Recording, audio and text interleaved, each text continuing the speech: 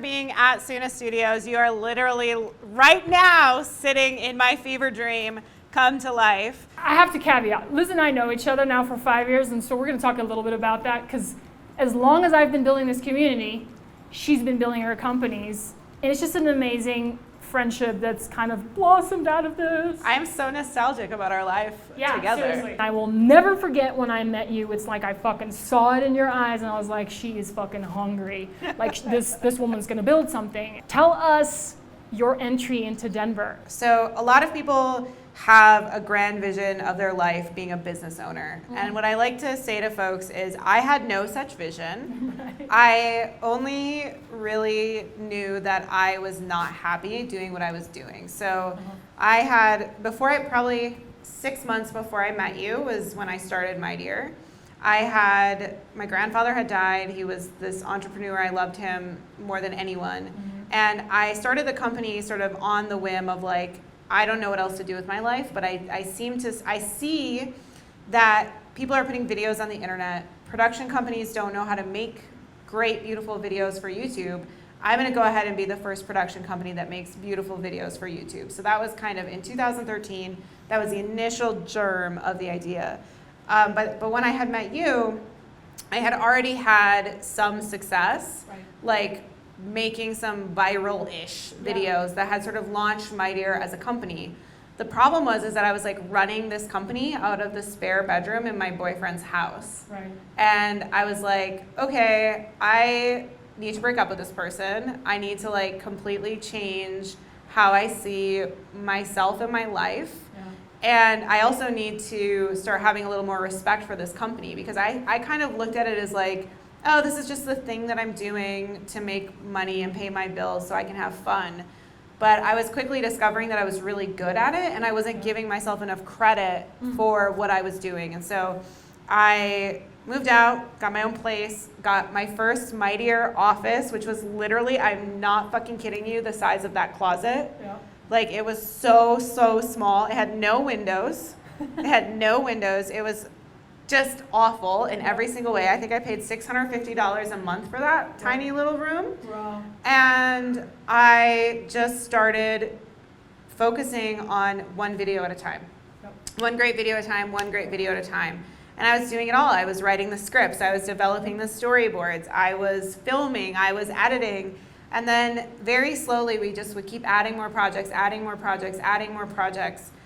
And sometimes, like, Evan's in the room with me here. He's my 4th employee at My Dear. Like, I sometimes look at Evan and I just want to like ask him like, how the fuck did we do this? Like, I don't understand how we pulled this off, because what people have to understand about like production companies is that everyone and their cousin and their nephew thinks that they're a filmmaker. Yeah. It like in this time of like YouTube and vlogging and everything, everybody thinks that they can make a video. Everybody's like, my nephew can make that for me for $200. And you're like, cool, that's gonna be a crappy video. I can make you a really great one. And I never could quite, I just kept having the tenacity to keep asking for what I thought we were worth. Yeah.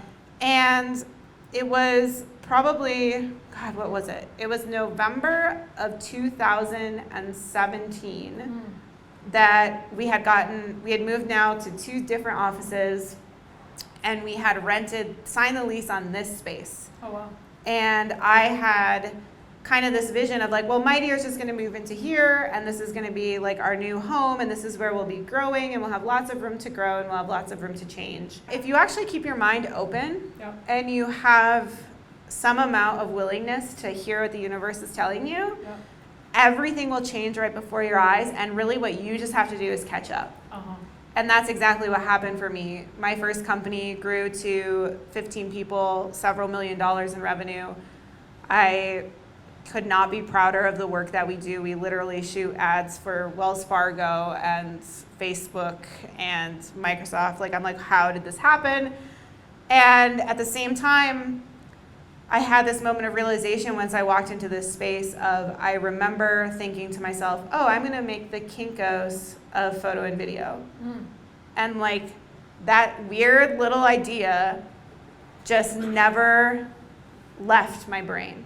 Yeah. Never left my brain. It was just always at the surface. Like, yeah, okay, Mightier is going to grow and we're going to move in and we're going to have great offices, but like, what if we also did this? Like, what if this was like the Mightier side project? Like, I was like trying to create a side hustle on my side hustle.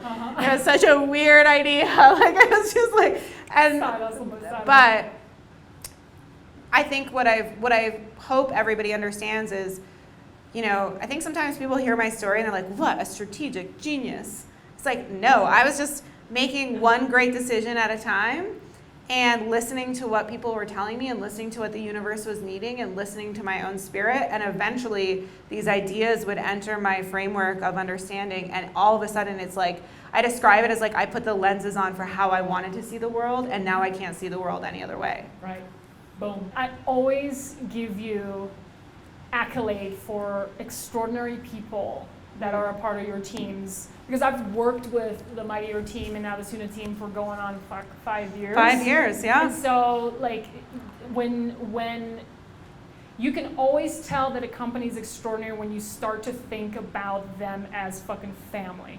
You know what I mean? Like, I mean, I've had these people every month for going on 5 years shooting Basecamps. You know, so you become accustomed. They listen to me cuss and complain and, you know, throw microphones and cry and laugh and cheer and everything in between and delve into all these incredible stories. And so, fuck, what a ride, dude.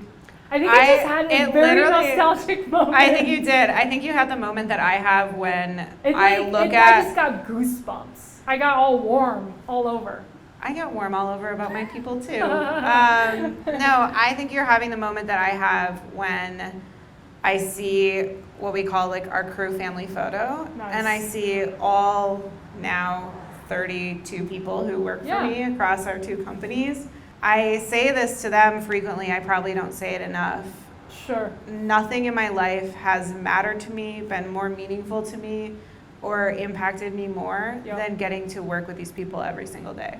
Absolutely, and it shows every single encounter. I swear to God. I mean, I have referred, you know, your businesses to so many fucking people. I have never, ever heard anything less than that was awesome. Yeah. So it's a big testament for the people that you surround yourself with, and so I think that is like 90% of your success, by the way. I think so too. I think it's vision plus people. Yeah, I mean, it's like if you don't have people, and here's the thing, so many people will ask me like, how do you hire well? It's like one of the most common questions I get because absolutely, because it's a skill. Yeah, because they meet my people and they're like, these are folks who have a different thing. It's not even culture, it's like you're fucking tapped in. Yeah. Like there's a DNA and it is working, and I don't even say like the culture of, I'm like, Liz's company, Soona and Mightier, have the most extraordinary teams. Boom. Yeah. End of story. End of sentence. That's the best compliment I've received in a really long time. It's the truest thing, and I've met a lot of CEOs. Real talk, creative people are undervalued by our society. Yeah. People who have artistic merit and who have the ability to see something in their mind's eye and then create it are one of the most undervalued, underpaid, underappreciated, underseen demographics on the globe. Yes, we are. And yes. I feel that my mission in life, my purpose in life is to create the best jobs in the world for the creative people that I love. That's awesome. And part of that is because when you give creative people safety, when you give creative people trust, when you give creative people some room to roam, not only does like magic fucking happen, the universe actually opens itself up and reveals that, oh my fucking God, there's like a parallel planet that we should be living on together. The upside down is good. The upside down is good. Like it's real. It's a real like, and I don't know, it's really hard. Like I was having a conversation with a friend on Sunday and they were saying like, I don't know, Liz, like it feels like sometimes it's like too much of the personal and the professional intermixing. And I was like, I love these people. I literally will look at them and say, I love you, like routinely, because I just don't believe and I think there's in anything less. And I think there's a lot of companies where that does not fucking work because A, probably inauthentic, B, probably inappropriate, and C, not a creative environment. Creative environments actually do require a lot of heart connection. Yeah. Like we do need to feel safe. Yes. We do need to feel free. We do need to feel our autonomy. We need to have autonomy. Tell us how you actually fucking started this company financially. One of the things that's really hard to conceptualize about Soona is like, okay, we have to have same-day photo and video, but there was this massive technology lift that had to happen for that iPad shopping experience. Right. And so, because you're a tech startup. We are a tech company. We raise a pre-seed in May, and then you literally can't believe how quickly you will run out of $1 million. Right. So you raised the seed round. Yeah. It was like $1.2 million, which was amazing. Yeah. I mean, let's just take a second. When you raised that, what did that feel like? I called it living in my Venn diagram of the impossible. Right on.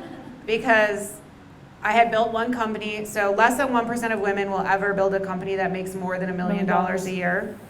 And less than 2% of companies that will receive venture dollars this year will be founded by women. Right. So I live in this Venn diagram of 2% and 1%. Mm-hmm. And I felt like I had fulfilled some part of what my life's purpose is, but I also felt like, okay, this number sucks. Like, this is the loneliest Venn diagram in the world.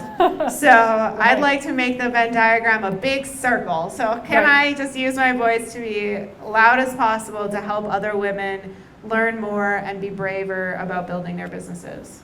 Yeah, and we're going to talk about that because you started the Candor Clause. Yes. Tell us all about that. The true story of the Candor Clause. Yes, please. Is when I was raising money for Soona. So we're talking about I was doing all this work to prepare to raise money. And then I go out and raise money and I'm having all these meetings and I'm feeling like I'm doing the work and I'm having the time. Strange slights that felt like things that only I was experiencing as a female founder. So I went to a hockey game one night with all the other male CEOs and I'm getting texts at 10:30 at night from investors, like potential investors that are like, what are you doing? What's going on? And I'm like, do you guys ever get texts like this from your, and they're like, what the fuck? No, I've never received a text like that. One of the most well-known sexual abusers in the Techstars Silicon Valley community started like harassing me on LinkedIn and like sending me messages every single day. It just was this odd experience where it was like, once people knew I was raising money, the creeps came calling. And I was like, I'm a tough broad, and this is throwing me off my game. Mm-hmm. So I started talking to my attorneys as we were closing the terms of the deal, and I said, I need you to go out and look and see if there's any kind of protections that exist that would help me sort of get people out of my business if there's ever a problem. Because the whole thing, right, is that once you take someone's money, they're in your business, and getting them out is harder than a divorce. Yep. It is harder than a divorce. You have to not only give them their money back, but you have to give them their money back at the new valuation of whatever your business is at that day, plus pay their legal fees, plus get the board on board. Like, there's just so many steps you have to take to get one of these people out of your business. And so I was like, the last thing I need is for somebody to be sort of like sitting under the surface like an alligator and is gonna pop up later and like screw up my whole life and screw up my whole business. And so I asked my attorneys to go look for something. They came back to me and said, there is no sexual harassment clause that we can find that we could potentially put into your term sheet. I said, shoot, okay, what do we do about this? And they're like, you know what, let's take a stab at writing a disclosure agreement. And the Candor Clause, on a basic level, is an agreement between the parties that if there is any issue with sexual assault, sexual harassment, or any other gender-based behavior that is deemed inappropriate, it will be disclosed to all parties, and failure to disclose gives us the right to purchase those people out of our company at the price that they paid when they invested in the company originally. Fucking hell. And yes, thank you. And not only was it one of the most important things to me was I was like, okay, I'm going to do this. But then I went to the two largest investors in our company, the two venture firms that were going to invest the largest amounts. And I said, I not only want to include this in our term sheet, but I'm asking you to do me a favor as men with power. I'm asking you to put this in every single term sheet that you give to every single company for the rest of time. I don't care if it's a male founder or a female founder. And if you agree to do that for me, we're going to be set for life. And both of them agreed to do that for me. And so now there's, we think there's about 40 deals that have been done since that have the Candor Clause. That is in the agreement. phenomenal. Well fucking done. Thank you. So here's the interesting thing that I've discovered. I've discovered that most good men want to help. Yes. And they just need a framework to help. Totally. And so every single investor that I've worked with, when I brought them the candor clause, they were like, why the hell didn't this exist before? So excited. They were so excited. And not only that, but then I was able to say, guess what? Here's an invitation to help the cause. Here's an invitation to help your daughters, your sisters, your friends, all the other women in your life. Put that term sheet, put that clause in every term sheet you send, and actually make change for all of us. Don't put it on the women. No. You as the men, take the flag, run with it. Let's treat each other better. That's how it has to happen. You have to invite men to be part of the solution. You do. Yeah, absolutely. You do. That's fantastic. This is why I decided to call it the candor clause, because I actually think that what the candor clause does more than just protect the founders is it actually forces investors and founders to have way more honest conversations about the challenges that we have in business, right? So that first conversation that you have with your investor about, I want to include the candor clause in this agreement, it's going to be an interesting conversation. And it's going to be an interesting conversation for reasons that you might be surprised by. And so I really encourage people to think about, what do I want to share? What do I want to talk about? And so much of when I said like living in that tiny little Venn diagram of impossible, I don't want to be in a tiny Venn diagram of impossible. I want a big ass pool of bitches that are killing the game. Like, let's do it together. And so, and she means that very lovingly. I mean it very lovingly. I think that there is a inherent need to invite more people in. That's right. And we got to do it together. We have to do it together, and we have to say, I'm here, what door can I open for you? That's right. And if we don't do that for each other, we're just going to be stuck right here. Same place, no movement, no trajectory. And I don't want to do that. I want to be in the future. Fucking A. I love that. Hey, what has been like one of the most unexpected like outcomes or circumstances in your life since you've been building Soona? I think the most unexpected thing was there were a lot of relationships in my life that I thought were solid. And stepping into myself in the biggest way possible, saying, I'm not just a founder, I'm not just an entrepreneur, I'm a feminist advocate, I am a voice for all women, I am a trailblazer. Like stepping into that identity and actually embracing it and owning it with the fullness of my spirit, which like, I didn't say that with enough magic, so let me say, I am an entrepreneur, I am a founder, I am a feminist trailblazer, I am going to change this fucking world. That is my purpose. Thank you, I appreciate that. But stepping into that, there's been a lot of people in my life who I feel like have chosen to step out.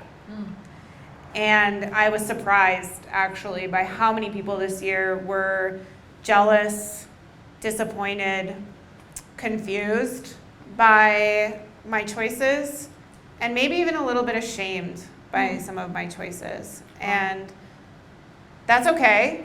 Still hurts your feelings. Still beats you down a little bit, but it also has brought me all kinds of incredible people who I now consider to be part of my inner circle. And I think that it's worth it in the end.